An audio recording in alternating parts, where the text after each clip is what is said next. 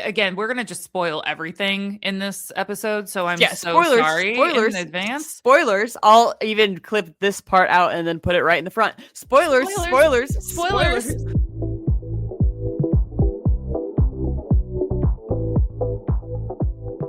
Hello, gentle readers. Hello, gentlest readers. We are back in the tone. Welcome to Say Smut, a literary podcast for readers and non-readers, and this is a special episode. And that is making her debut into society, Sarah, and she loves books.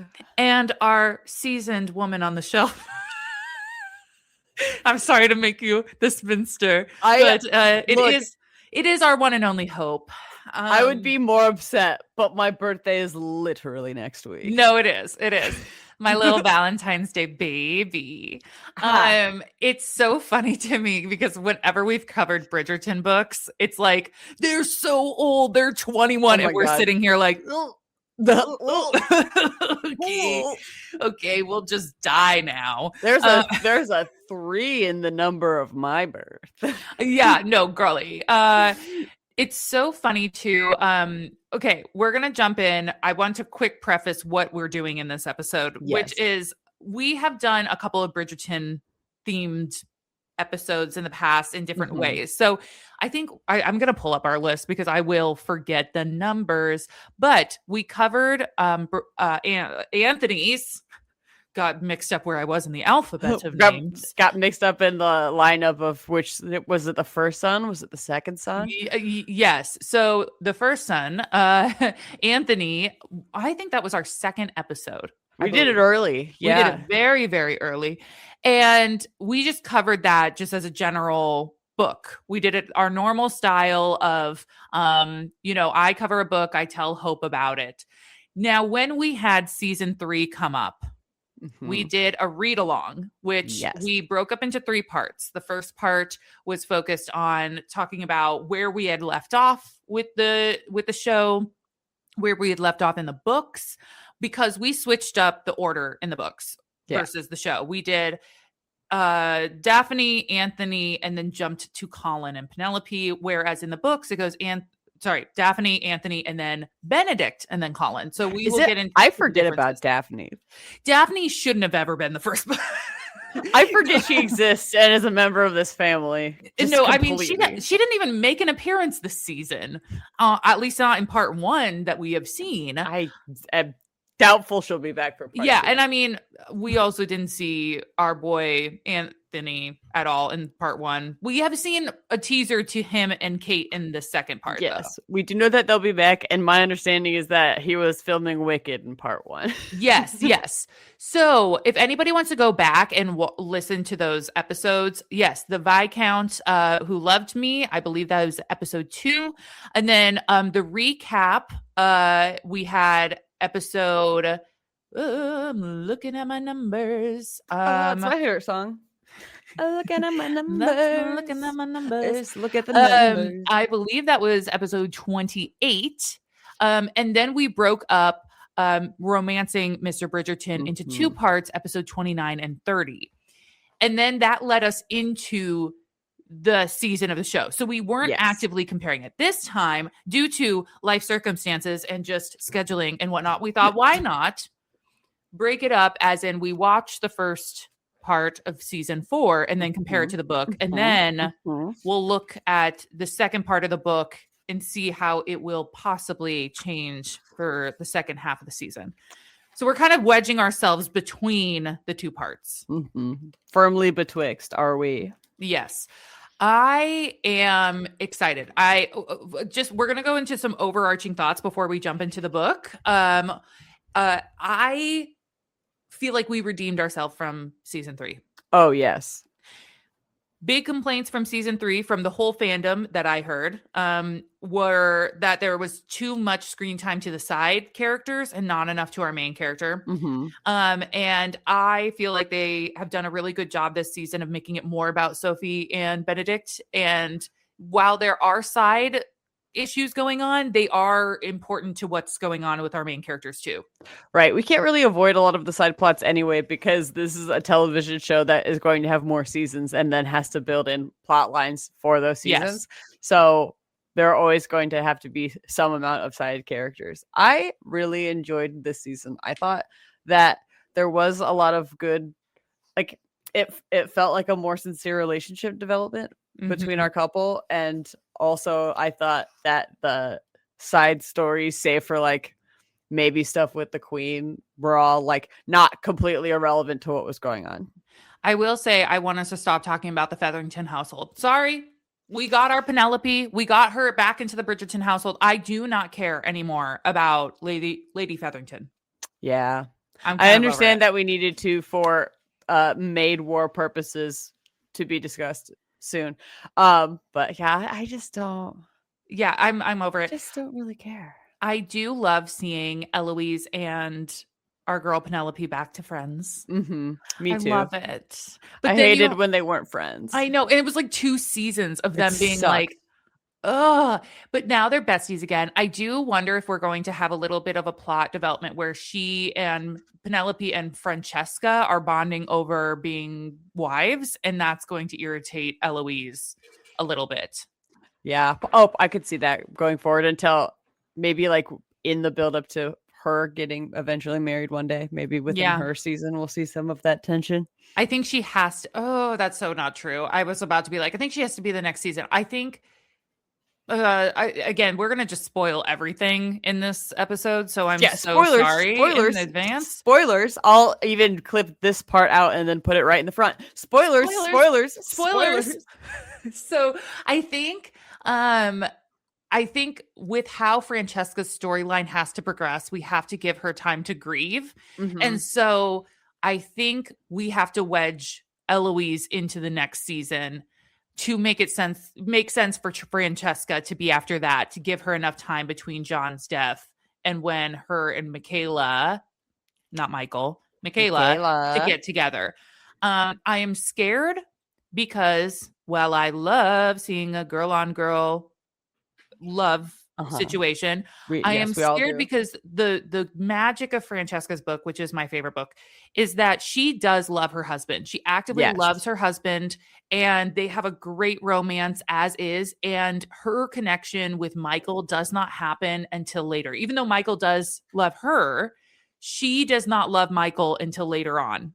Okay, right. So I don't want them to muddle this with her having mixed emotions about both Michaela and John. That will make me feel sad.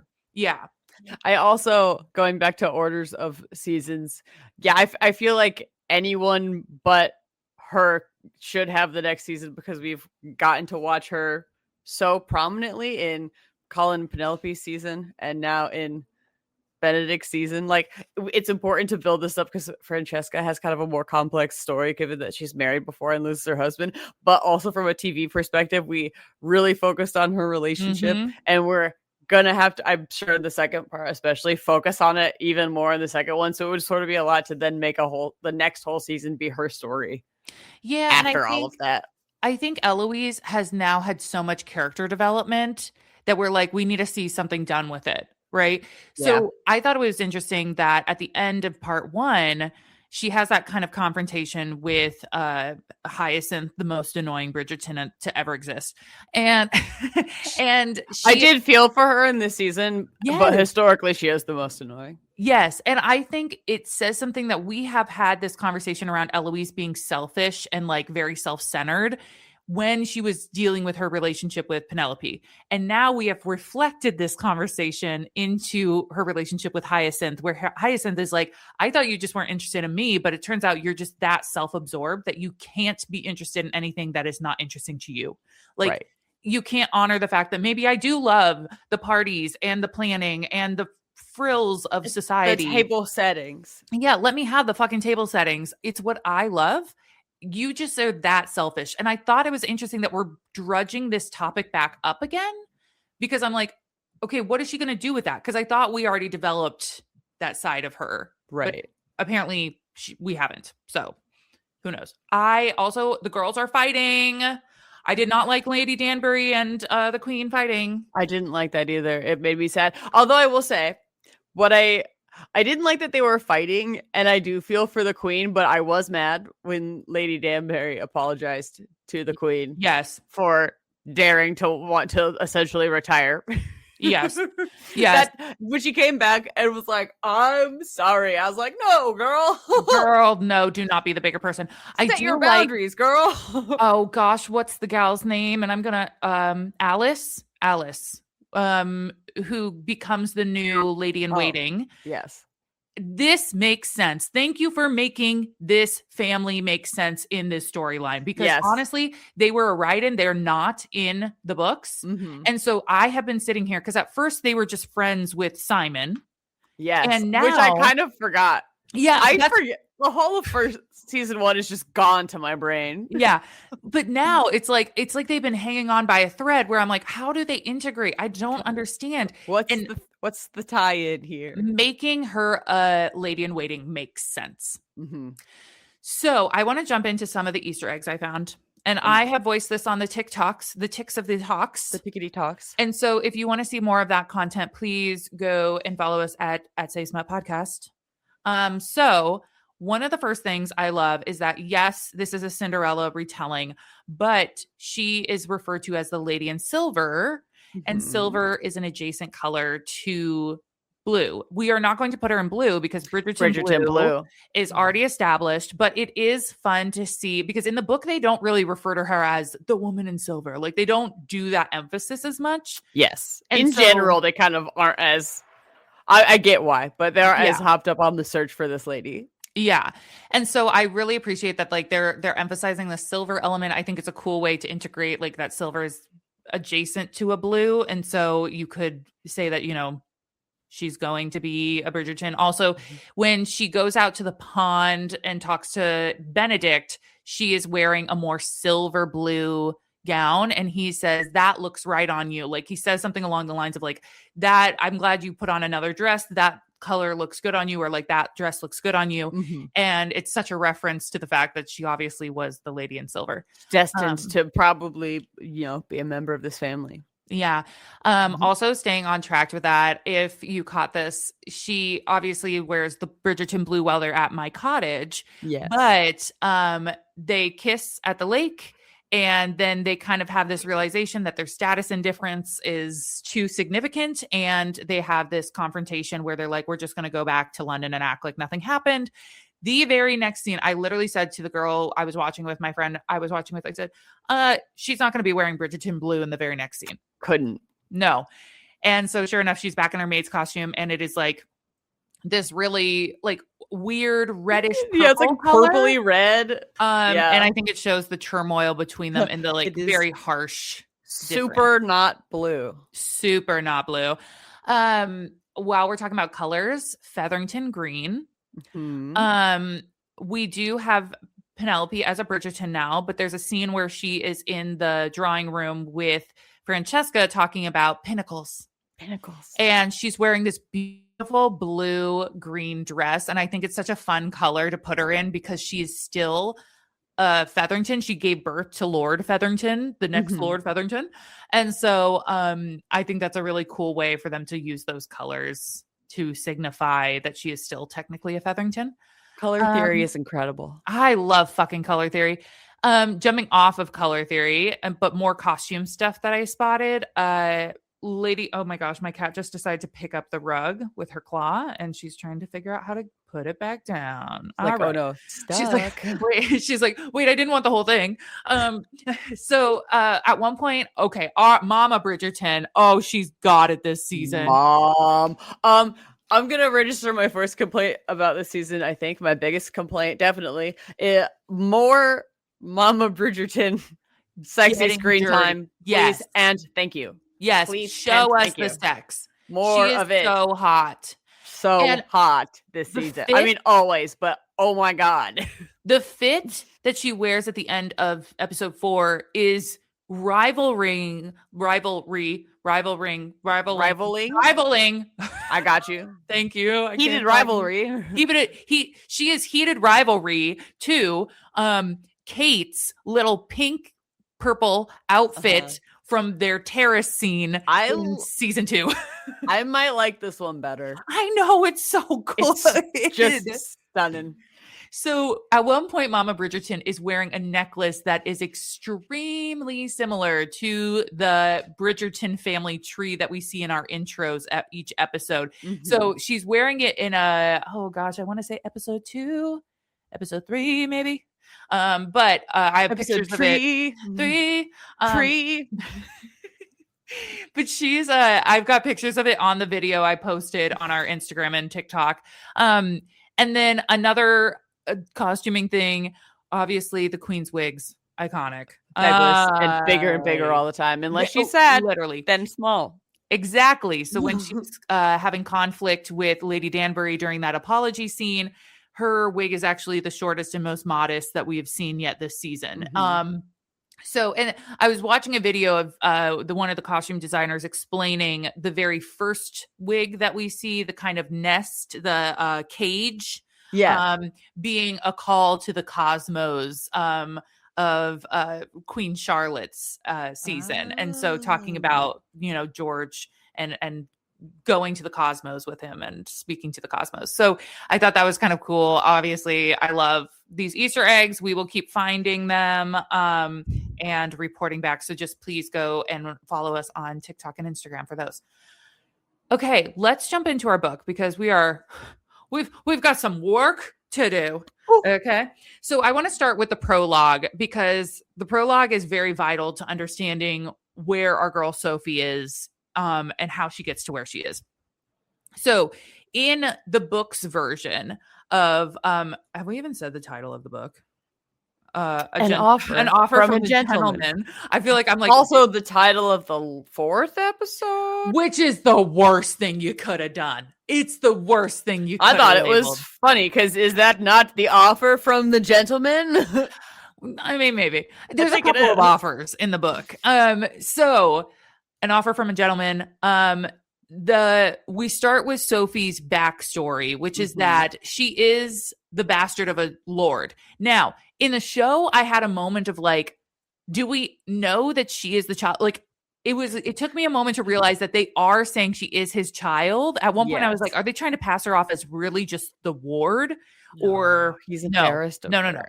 Yeah. So in the book, she is the bastard. And while it's never really been said to her, she knows it, but he passes her off as an orphan child of an old friend. And that's why he's taken her in. Yes. She never refers to him as Daddy-O. She only refers to him as the Earl or like my lord. In fact, she is so aware that she is a bastard that I wrote in my notes, if I had $1 for every time I had to read the phrase, the Earl's byblow, I would have enough for a dowry of my own. That's so true. I hate the term byblow. It's just that it's too specific. So if you use it 500 times in a book, it's going to be very noticeable. It is very common in historic romances for them to say byblow. Oh, she's a byblow. Byblow. Yeah. Byblow. The only good thing is that he was good to her, but he wasn't very close. Like they didn't really interact much. Yes. In the book, Sophie is when her new stepmom comes, she is not outside which is different from the show. And I think for the show's purpose, they had to kind of condense this, but to set the mood, she is not outside and she's not even introduced to the stepmom when she comes to the house. Actually, everybody was introduced, including the lowliest maid, before Sophie like speaks up and says something. And then they're like, oh yeah. And by the way, this is the ward of the house. Yeah. She's 10 years old when the stepmom and her kids come, and the stepmom corners her on day one and is like, you're a bastard. I never want to see your fucking face. Sure. I actually would love for you to never exist. And could you unborn?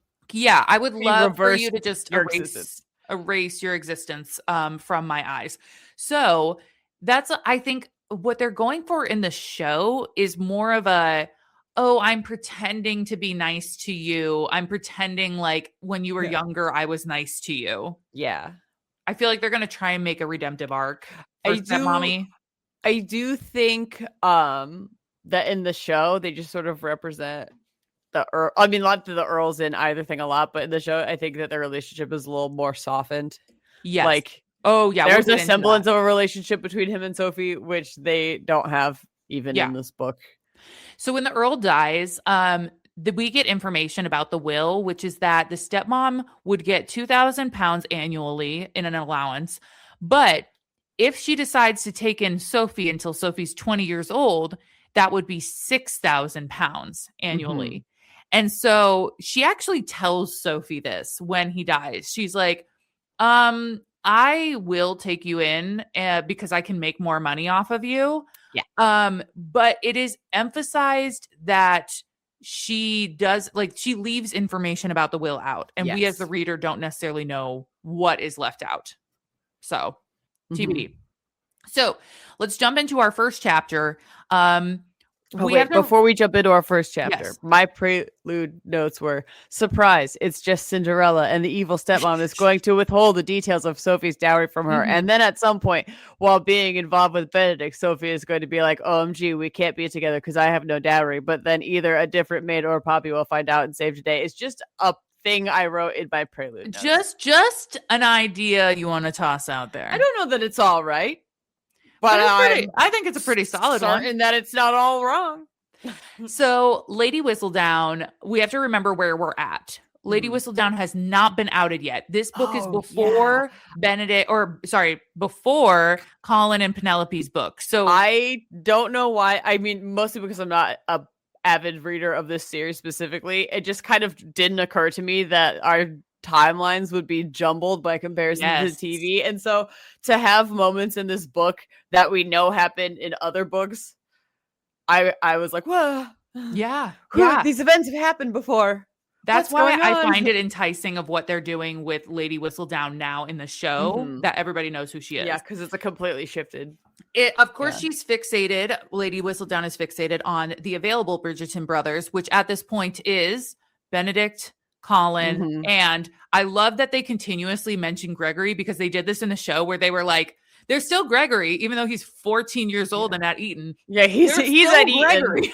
He's super not here, but he exists. Lest you forget. And we open on Sophie's point of view, where her step siblings are getting ready for the Bridgerton Masquerade Ball, very similar to our show. The events kind of line up in a very similar Cinderella story. And so we go through the events. The step siblings, the stepsisters and the stepmom go off to the ball, and the servants step in and help Sophie get ready for the ball as well. So again, Penelope and Colin are not together yet. All of this stuff has not happened.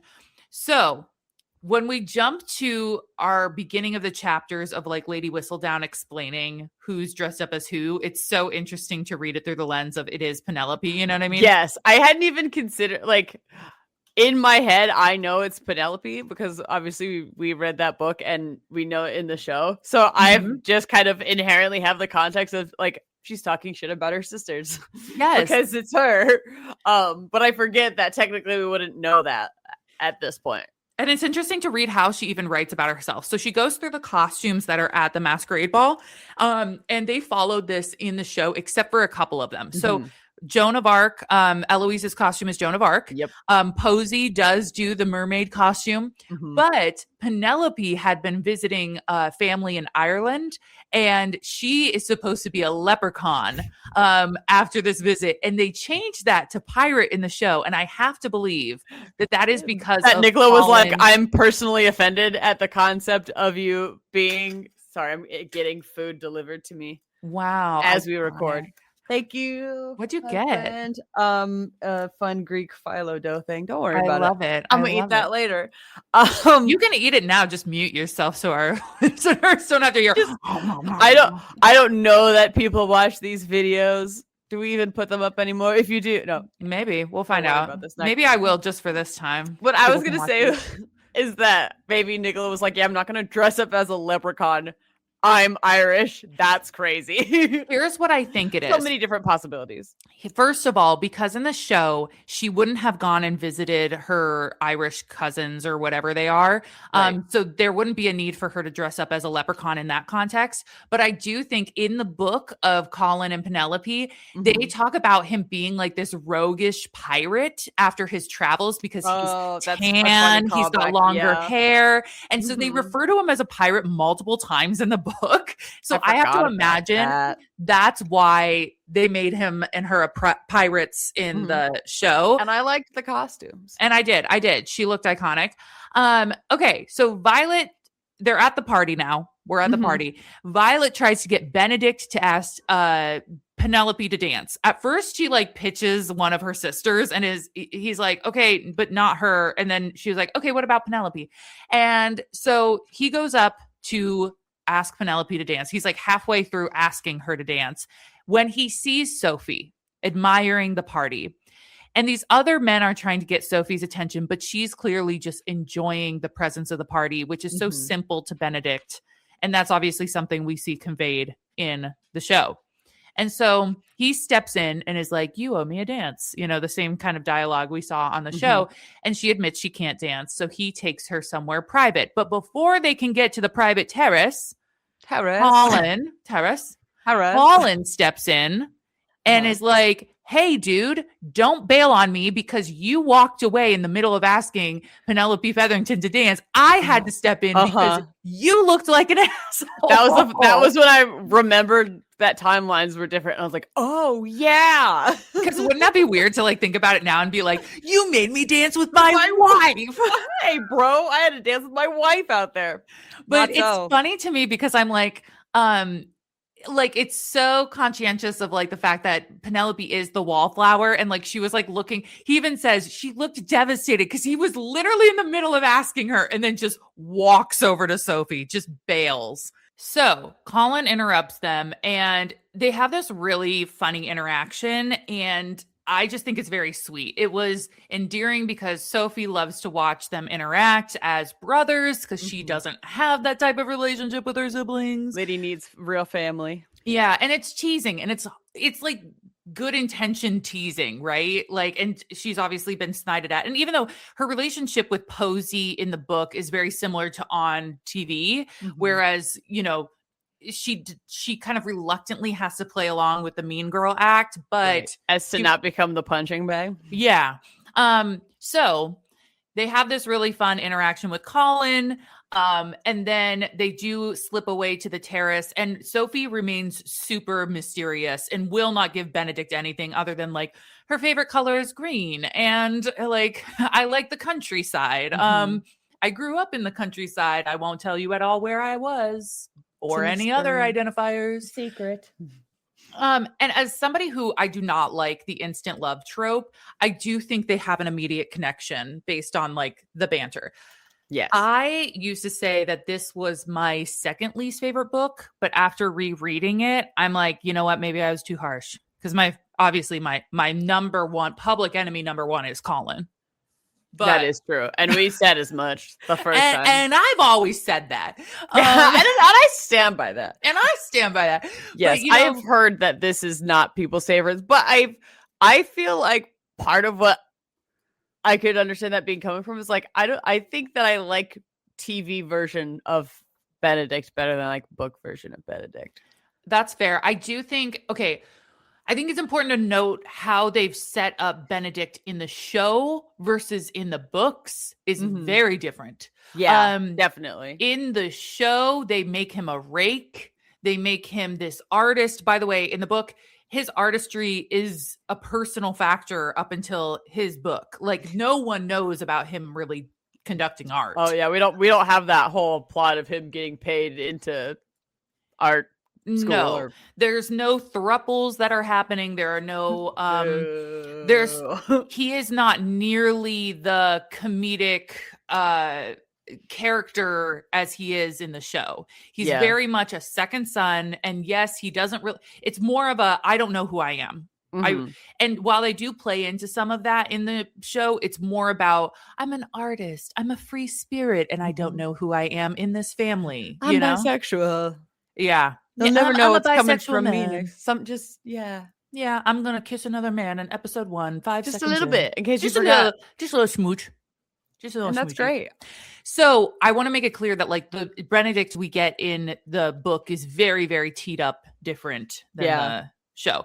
So, okay, so they have this very, very beautiful, long conversation throughout like their dance on the terrace and stuff. And she's kind of giving him cryptic comments and he keeps on being like, I want to call on you tomorrow. Like, let's start our lives tonight. Like he's thinking this is the beginning of everything. And she's like, this is the beginning of the end. I was like, this is the end, the beginning of nothing and the end of it all. Yeah.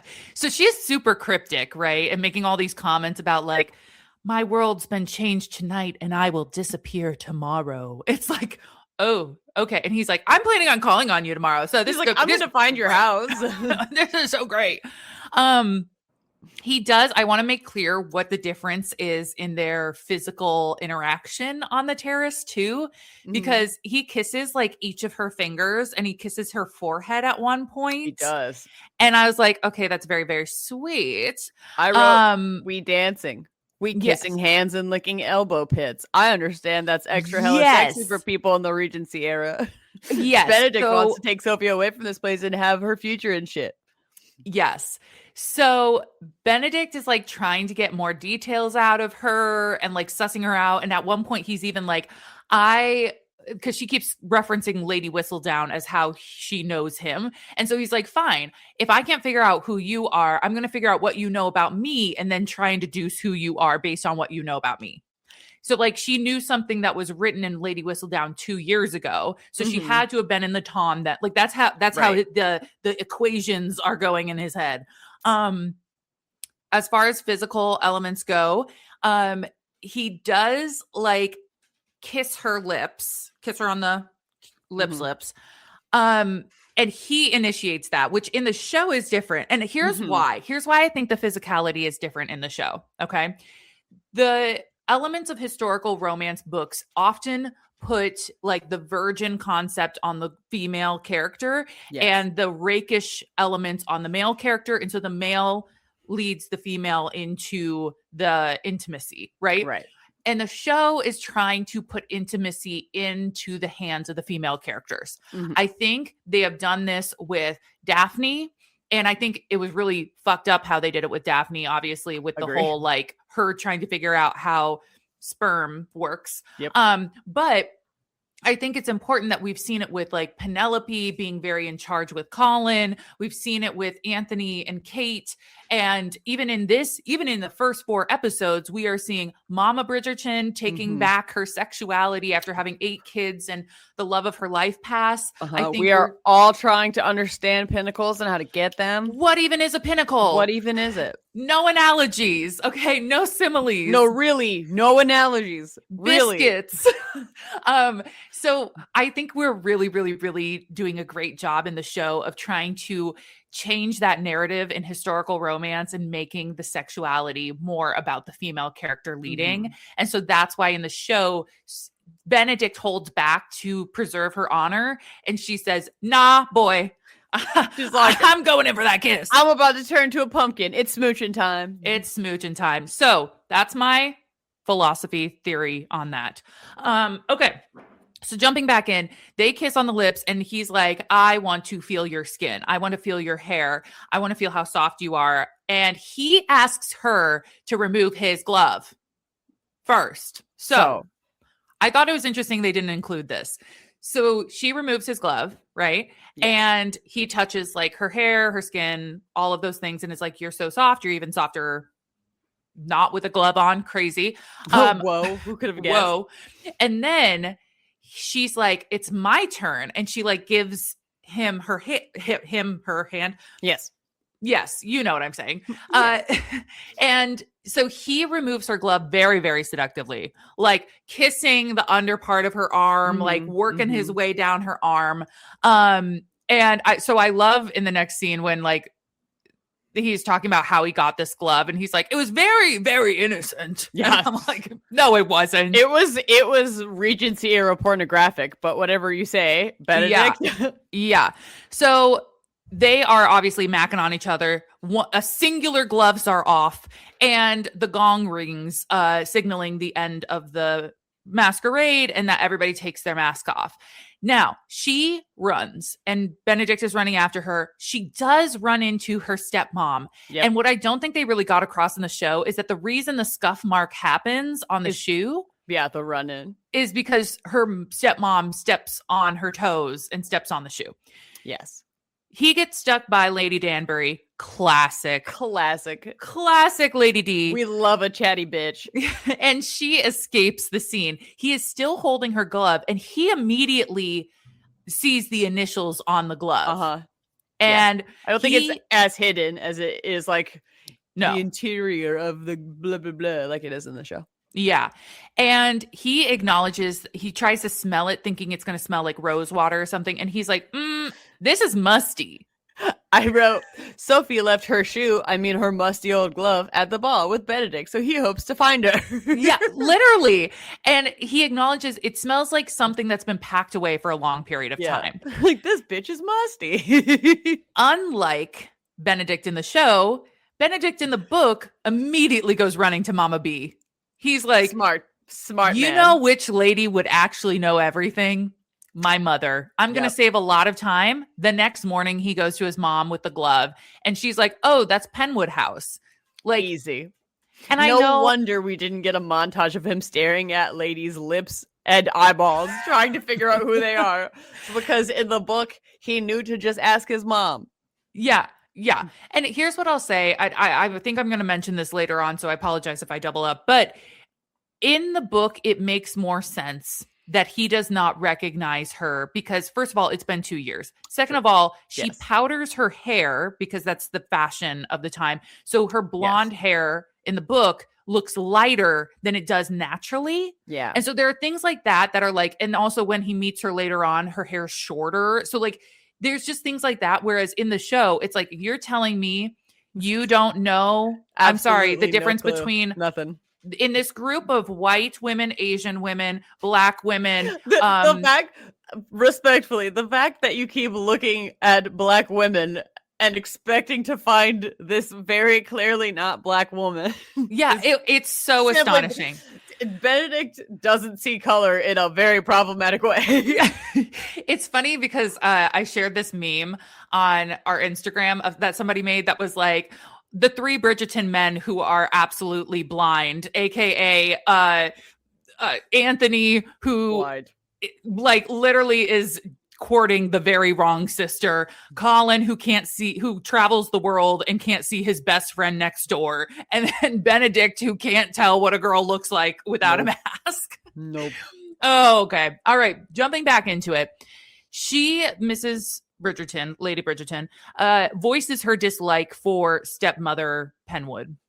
Like, she's like, I'm surprised you like one of her girls because she sucks. She's a stone cold bitch. Yes. And she implies like this woman would marry her child off to a 90-year-old man if it meant being rich and wealthy. And she's like, meanwhile, which I was like, Violet, woman, you are so fucking rich. You have the liberty to say this. That is true. She was like, I would be happy with my children marrying paupers if it made them happy. And Hope wrote, Violet literally says she'd let her kids marry poor for love, so we can call it here. Yeah, literally, call it a day. I'm about to be, well, I'll say this. This interaction, I suspect could happen in the second drop of episodes, but has not happened in this first. Like, my guess is that in the climax point of Benedict wanting to be with Sophie and not being able to, he will at some point talk to his mom, and they will probably have this conversation about how he could marry someone poor and she wouldn't care because she just wants all of her kids to be in love. But like the second I read it in the book, and I was like, okay, so this can't or shouldn't be an issue for Benedict specifically this whole time. And if it is, I'll be annoyed because his mom literally just said in chapter 4. Exactly. Like it was like the second phrase of the chapter. It's like, okay, all right, done. Yeah, we're all going home. To have the knowledge of this conversation and watch the show and then not have it happen makes what's happening in the show very annoying. Because in your head, you know that you just know it's fine. Yeah. Anyway, whatever. And I think somebody was explaining, like in the show, Benedict is thinking like, I will essentially have to turn on my family. I will have to turn away from responsibilities, and like, I will have to turn away from society. In the book, Bridgertons, while they are like very well known in society, I feel like they have established Benedict as some like real person who loves the city and loves the luxuries of like a fast lifestyle of parties and art and all these things. Whereas like in the book, he's very happy at my cottage. Almost half of the book takes place at my cottage. Yeah. So I'm like, this man loves the country. Just go off to the country with your little maid wife and just love your life. Okay. No, this is so obviously the answer. Okay. But we have a whole book to get to. So we will not. Also, men are never that smart. No offense. Never. Except all the offense to men. Never. So meanwhile, stepmama, and yes, I did not write down her name. Araminta? Yeah, something crazy like that. I don't know if that's how you pronounce Araminta. I will be referring to her as stepmama. As Minty Fresh? Minty Fresh. And as Andy's Mints. Also acceptable because it's literally the actress who played Cho Chang. Yes. Anyway. She looks great though. She looks great. Okay. So Sophie's stepmama calls Sophie in and is like, hey, there's a scuff on my shoe that, and P.S. it's the shoe she borrowed. And you now have to clean all of my shoes. And you know what? As much as people hate the stepmom in the show, if you knew the stepmom in the book, worse. 20 million times worse. Also, for the record, she's literally like, I've never worn these shoes and there's a scuff mark on them. Yeah. Clean all of my shoes. Clean all my shoes. Doesn't even suspect that Sophie's worn them yet. Yes. And this is when she gets the calling card for Benedict. So Benedict's about to come into the house, or he's like in the house waiting for them. She turns to Sophie and says, go tell Rosamond to lock you in a closet so you can clean my shoes. Actual Walt Disney Cinderella shit.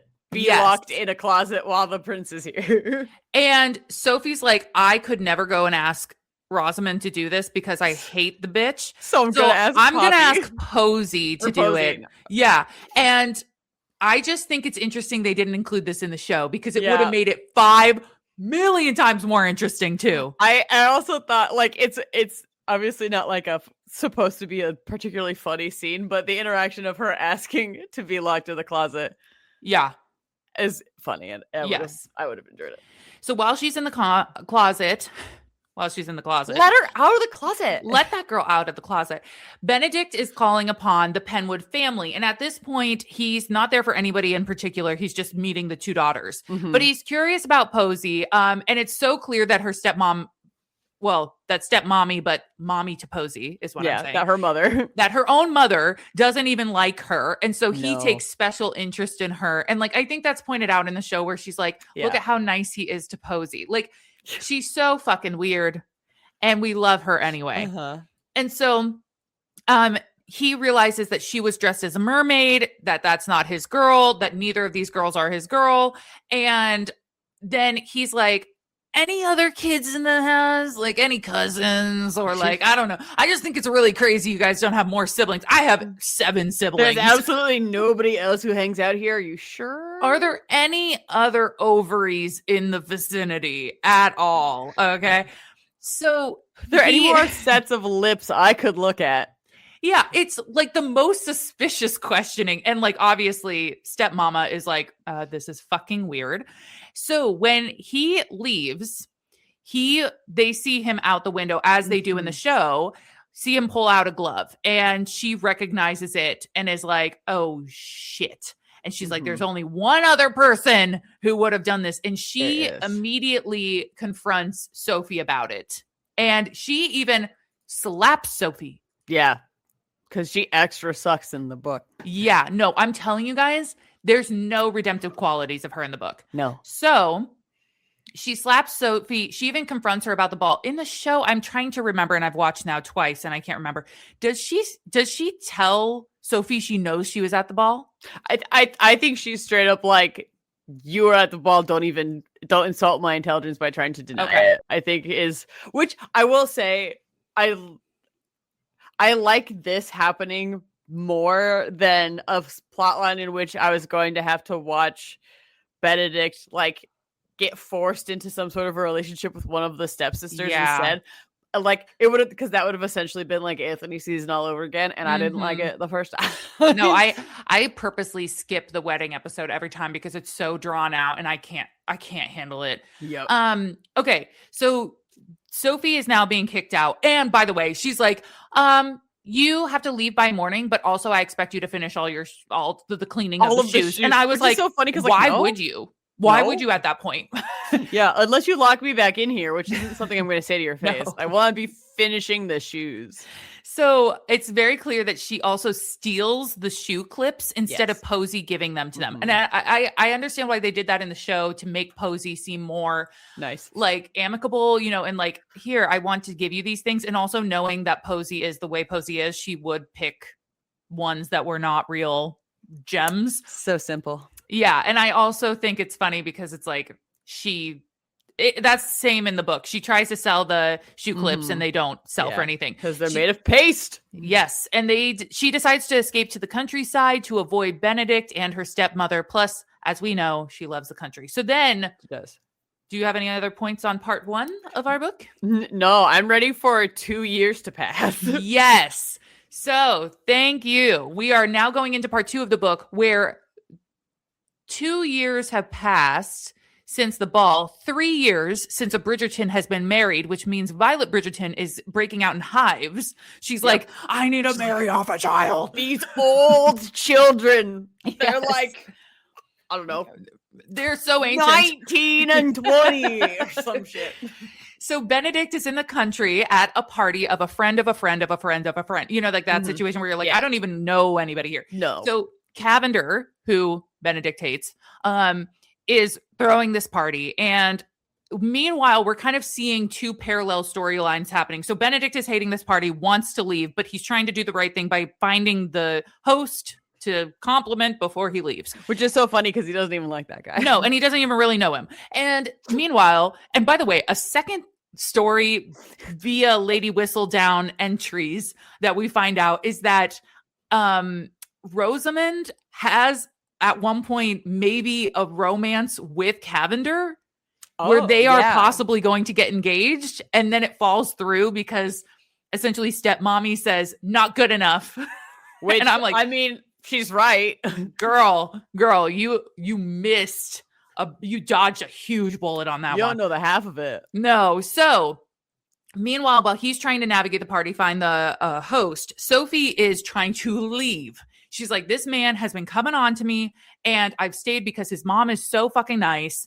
And now that the parents are out of town and he's running this party, I don't think I can avoid him anymore. I am just going to leave. Yeah, he's so trigger warning for sexual assault. He's so rapey. No, he is. And that's, I'm curious why they changed this in the show and they added Hazel, the maid Hazel in the show, because in the book, Sophie is the one that is being harassed and potentially assaulted when Benedict comes upon them. Yeah, Sophie is straight up like, there is no doubt I'm about to be assaulted right now.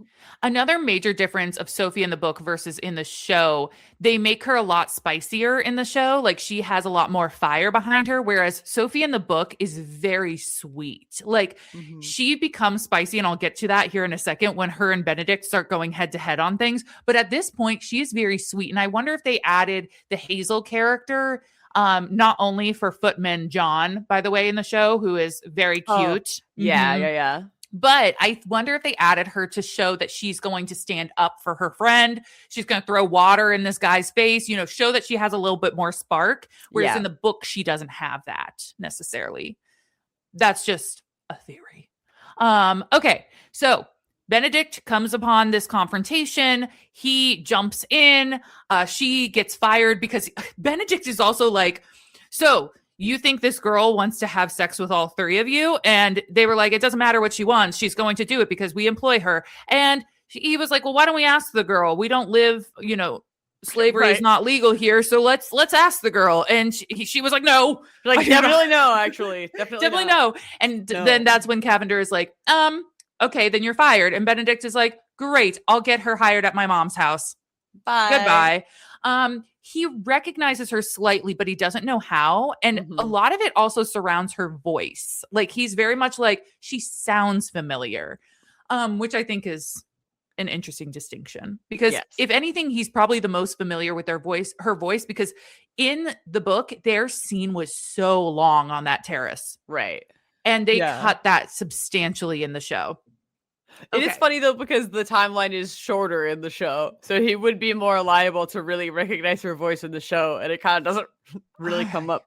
Fucking no. I know. Okay. It's a silly detail. As previously mentioned, like I said, not only was she wearing the mask that night, but her hair was powdered lighter, and she has now cut her hair. And she mentions that she's lost weight since leaving the house. Like, so she does as well fed. Yes.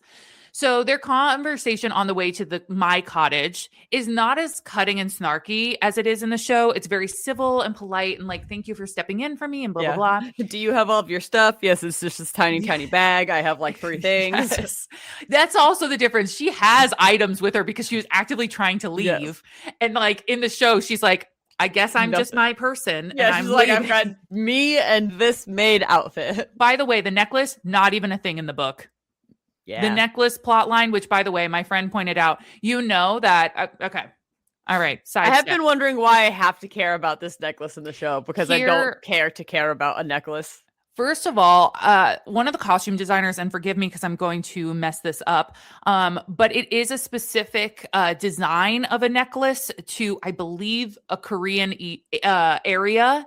Oh, that's cool. In history. So like there is significance also in the design of it. And I'm not going to remember exactly how. Sure. But she was wearing that necklace on the night of the ball, right? And he even paints and has multiple drawings of her with the necklace on. Paying attention to the necklace in the drawings. And then, why do I have to know about this? I understand. And then she goes to my cottage, and when she's wearing her maid's outfit, she has that kind of white tooling that she keeps it underneath.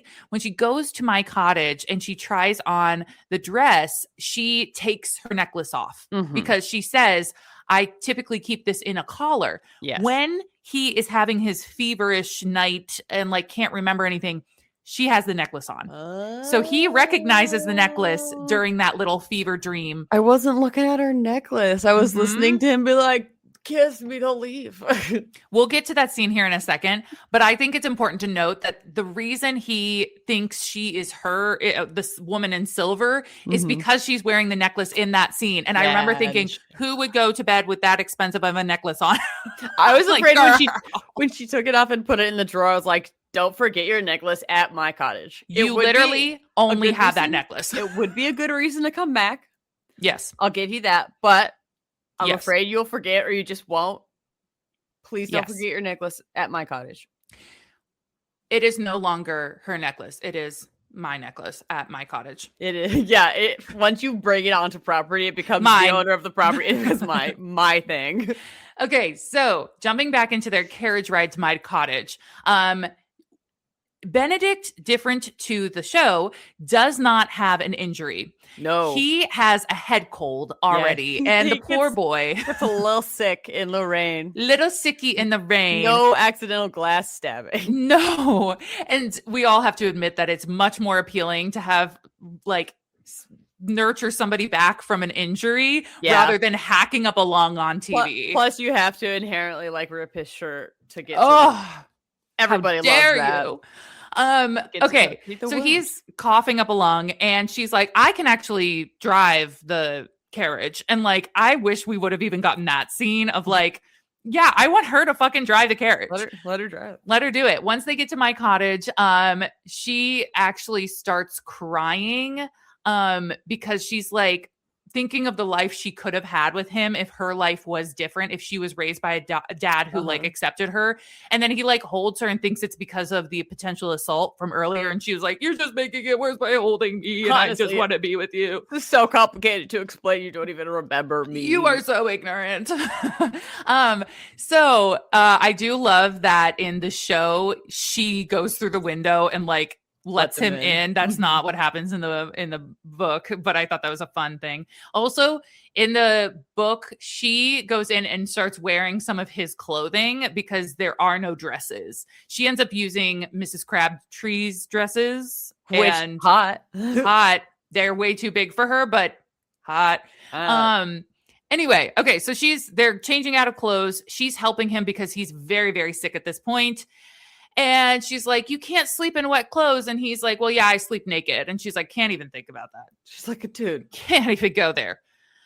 I'm still a woman in Regency era. Come on. Well, and he says at one point, she doesn't turn around while he's like dropping his pants. And he's like, well, you're a maid. You must have walked in on people naked before. And I'm like, hey. First of all, no. And weird of you to assume. Very weird of you to assume. I mean, I guess you don't know she's been the maid to her stepmother and stepsisters, and there's absolutely no men around, but still. Precisely. So he's so sick. She gets him out of his clothes. He goes to his bed. She goes to her bed. And in the middle of the night, she wakes up to him making some sort of moaning noise in his bedroom. She goes to check on him. He is in a complete haze of a fever dream. Just dying. Yes. And he asks her to kiss him. And by the way, I want to make it clear that even though she's a maid, she's like, I don't know how to take care of a sick person. I do laundry. I don't know what to do. She's like, I'm re-sewing all of my stepmother's shoes. Which they're not people. If he had an injury, she could probably sew it shut. That's true. That would have made sense. But she's like, I have no clue how to deal with a fever. I have no clue. Shit. So she goes in to check on him. He's flailing around. He is now asking her to kiss him, and she does. She actually Which is funny because he's got like a fever and a head cold. So I feel like, no. Yeah, I don't want to get sick, actually. Maybe not this one time, but maybe a different time. She does also say to him after kissing him, I love you. I've always loved you. Wow. Which I'm like, bold, girl. And bold. I kind of go between being like... He's like, he won't remember in the morning, though. He's dying. Yeah. And I go between being like, do you really love him or do you love the idea of him? And I think that's the big debate in this book is like... so deep to get into. Did you fall in love with this fantasy of him? Just like he fell in love with the fantasy of the silver woman, you know? Will you be very unhappy in 2 to 3 years' time? Yeah. What's the divorce rate among instant love couples? And this time probably 0. No one's getting divorced because not super likely that people are getting married for instant love. A and B. True. No divorce. No divorce. So they go to sleep. Sorry. Let me jump back in at the right place. He has a moment of lucidity where he says something along the lines of, where did you go? And she says, right here. And then he looks at her and like has a moment of clarity and goes, not you. Okay, never mind. Yeah. Choke me, why don't you? And then he's back to hallucinations and she gets to work taking care of him. While he's like drifting back to sleep and like calming down, she starts peeping around his room. Okay. Mm-hmm. She's got the little miniatures of all of his siblings. She's looking at all of his books and she finds a sketchbook. Okay. And had no idea he was an artist. And at this point, we did not know he was an artist until this moment. Secret to us all. Yes. She goes through his sketches and finds one of her at the ball, but the face is obscured, which we are integrating into the show. Yes. Slowly but surely. We're just doing it different. So many sketches of absolutely faceless women in a kind of almost creepy way, I would say. Yes. And then we have the painting in episode 4 that he's continuously working on, but doesn't have the face done. And I think at this point, Sophie has expressed so much sorrow over the fact of like, this night meant so much to me. Does he still think about it? Mm-hmm. And so to find this drawing, she's like, oh, he does. And he remembers. Again, it's been 2 years. Yes. Okay. So the next morning, she's obviously at his bedside and the Crabtrees walk in on them, like sleeping. And of course, it's kind of what plays out in the show, which is that, you know, they're kind of like, we're going to do this civilly. And like, you know, Benedict's like, no, you are my guest, not a maid. And no, please stop. You're not a maid. And they have a breakfast and are interrogated. And it's really funny at this point because they're like civil to each other. Like I said, they're so kind to each other as like maid and, you know, Mr. Bridgerton. But then they're starting to get sassy with each other. They're like, all right, gloves off, bitch. Yeah, like I don't feel, now that you've told me I don't have to act like a maid and we could just be regular people, I'm not putting up with your bullshit. And at one point, she's getting really frustrated about something he's saying. And like, she's going to throw something at him. And he's like, I know you're not going to throw that at me. And she was just like, I would never throw something. And then he says one more quirky line and she throws it. And she was like, oh my God, what is coming over me? I do not do this. I do not throw things. Who am I to be throwing things? He is like not making me myself. And I kind of like that better than the show because I think it's easy to make like a sassy female character and a witty, funny, bantery man. Right. And I'm like, no, this girl was sweet before. And like, he's the one that brings out the, you know, angry kitten in her. Right. And she's like, okay, well, this is not who I am, but you bring this out in me. So the next few days, he's recovering more and is becoming more and more aware of how he likes her. And he's like, you know, she was attractive to begin with. But now he even at one point says, I can't remember what the exact wording is, but he's like, I'm attracted to like 90% of the women I look at. So he's like, but this one in particular. And I appreciate that in the show we just made him bisexual. So he could just be attracted to 90% of the people he encounters at any given time. Precisely. I love it. And so she keeps him company at his bedside. And in one such scene, he's so aware of how hot she is that he is like trying to hide his boner so hard and then implies he essentially needs to take a shit. Well, how else would you get a lady out of your room? Yeah, he's like, I need her to leave or else I'm going to pounce on her. And so then I better tell her I have to take a shit. Yeah. And so then she's like, so like, do you want me to bring you because she reads it as, oh, right, you need like to go you to need the a bathroom? chamber pot. I'm your nursemaid. Yeah, I can bring you a chamber pot. And he's like, I can go to the chamber pot. I don't need help. And he's like, I don't even know why I made it imply like I needed to take a shit, but here we are. So completely overdone excuse, completely unnecessary. So unnecessary. Because as soon as she gets out of the room, he wiggles his way out the window to go to the pond to take a cold swim. Fast forward. Hilarious. Who comes upon him? But of course, Sophie. He is naked and she is only a girl. She is only a girl who wants to check out the male form. What could she do but creep? No, she has to. She has to. And I think it's important that they switch POVs at this point where they go to him and he has like this tingling sensation. And it's the same, he recites it as the same tingling sensation he got when he felt her presence at the ball, the lady in silver. Boner.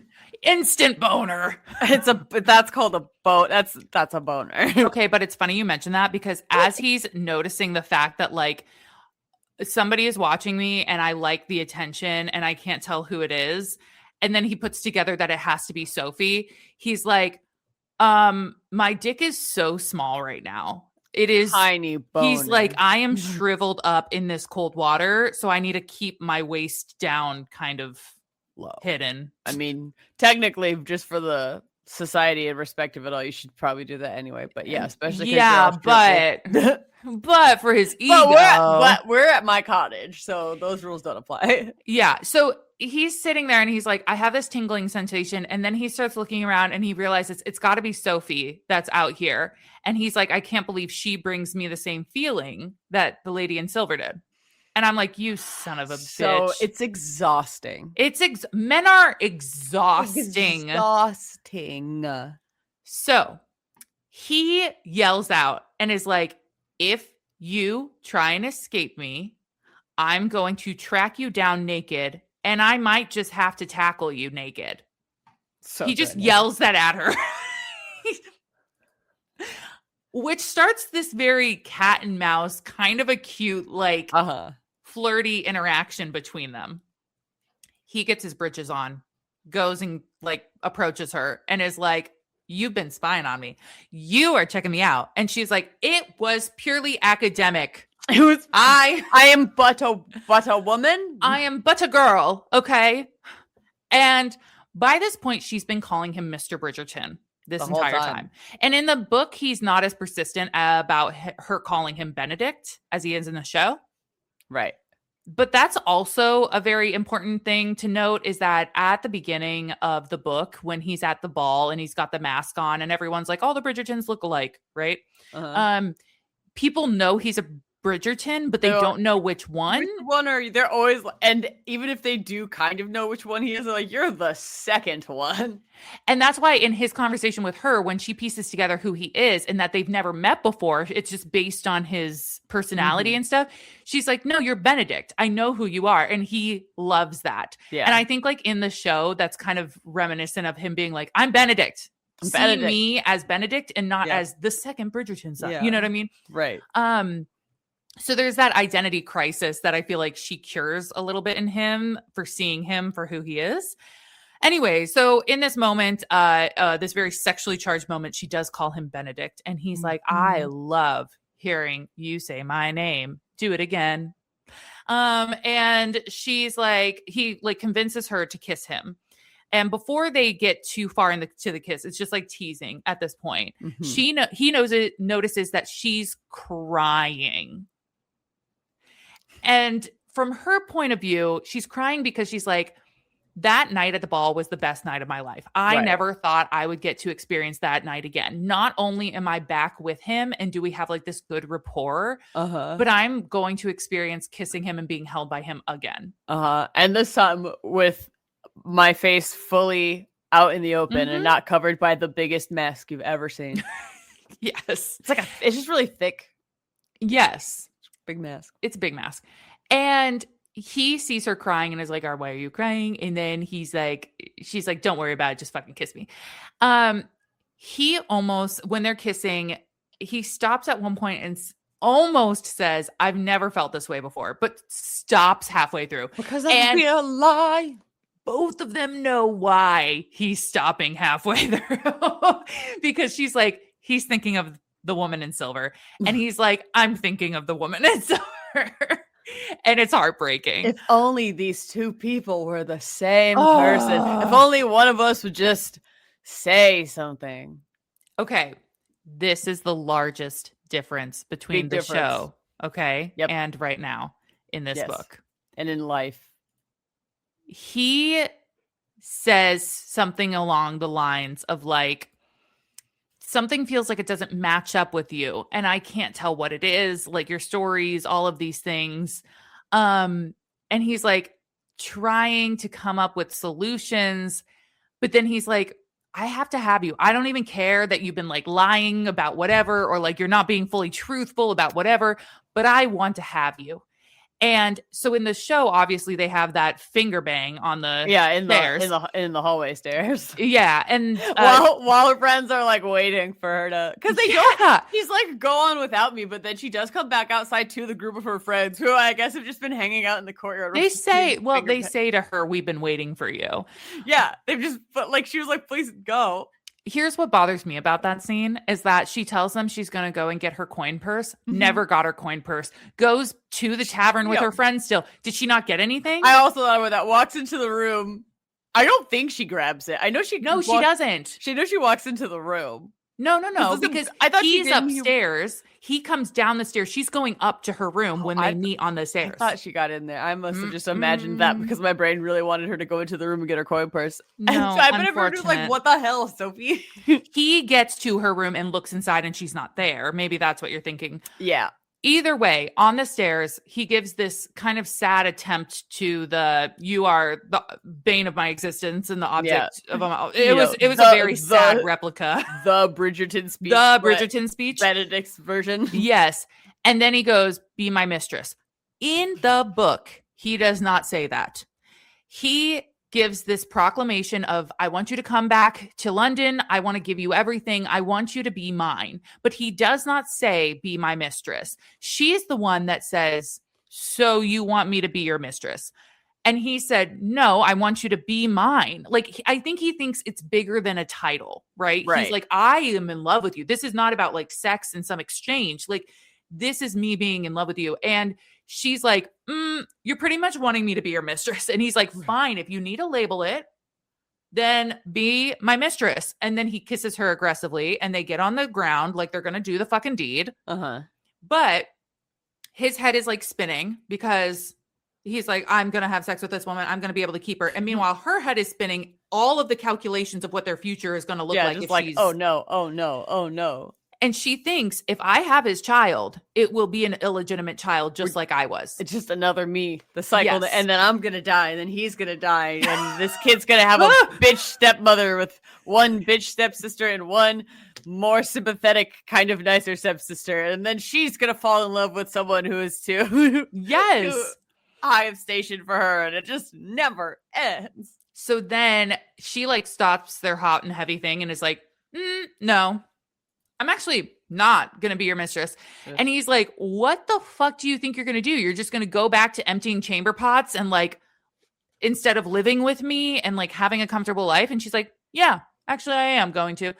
And then he calls her a fool for like choosing that life over this. And she's like, I admit that I have hurt your pride. Like, I understand that you are lashing out right now because we care deeply about each other. And he's like, I'll give you everything, jewels, clothes, a roof over your head. And she's like, if you think that's everything, then this is exactly why I'm refusing you. Right. I was like, a smarter man would know that the thing I want is the person, not a bunch of stuff you could just provide to me while I sit and wait around for you to be able to come see me now and again. Exactly. And I think she starts to like leave because she's going to go and like pack her things. And he follows her.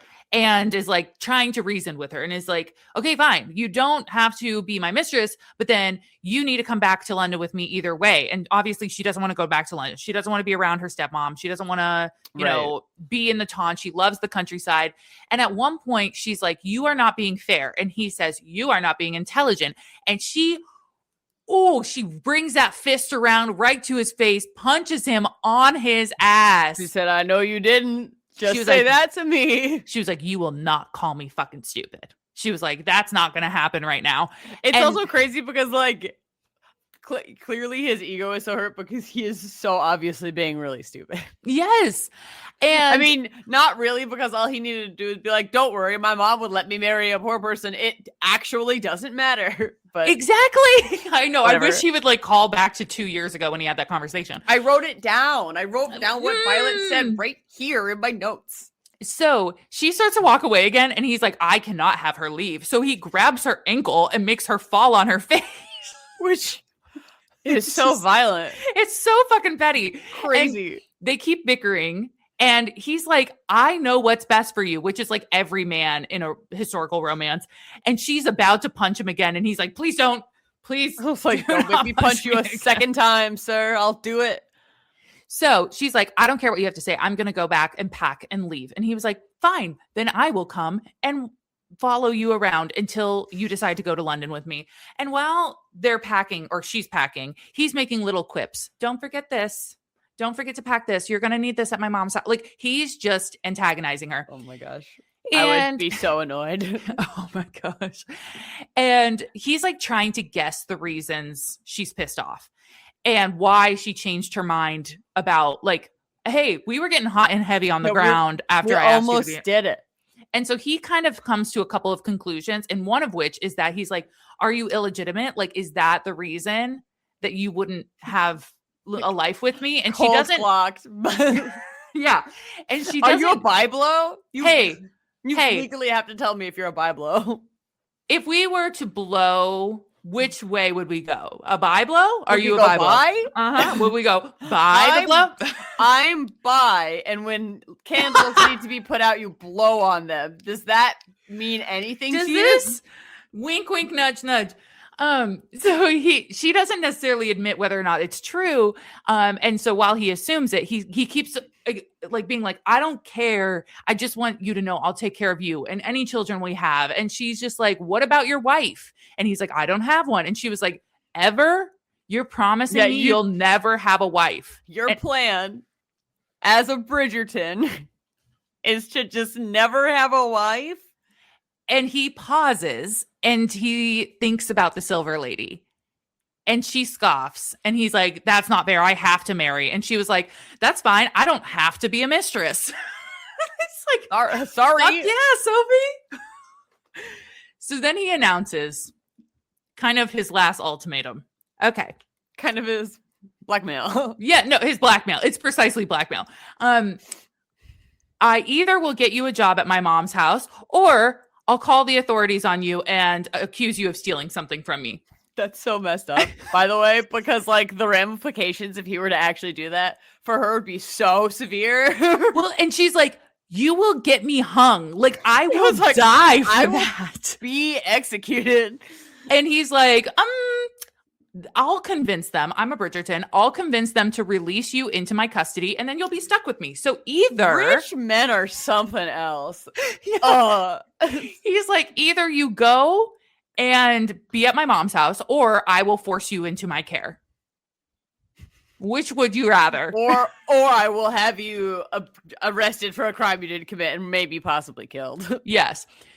And she gets mad and she finally is like, fine, I'll go to London and be with your mom at her house. And he gets mad, or she gets mad and like slams the door in his face, walks away. And where we are going to leave off is when he admits out loud to himself, quote, I can live with you hating me. I just can't live without you. So cute, even though what you did just now was crazy. I want to know, like, in his mind, if everything in the world were to end up how he wants it to be, and he were to have Sophie as a mistress and his lady in silver as his wife, can he really say he'll love both? That the ramifications of a world in which that were possible are so crazy because he would love them the same. I guess. Like, and obviously it works out in his favor because both of them are her, but it becomes a book about polyamory. Yeah, I guess. Why not? So that's where we are going to end. The next section starts with us returning back to London and her working in his mom's house. I want to leave this here since that's kind of where we left off in the show, even though they kind of moved it as abridged as we could be. Yes. Thank you so much for listening, and make sure to catch our next episode where we will break down part 2 of the book so you can be prepared for part 2 of season 4. Part 2. If you have any interest, please follow us on Instagram and TikTok at saysmutpodcast. We will be going back to our regularly scheduled program where we take wild smut books and convert them into a podcast format. And so if you have any interest in sharing some smut books you've been reading lately, send those our way via email at saysmutpodcast@gmail.com.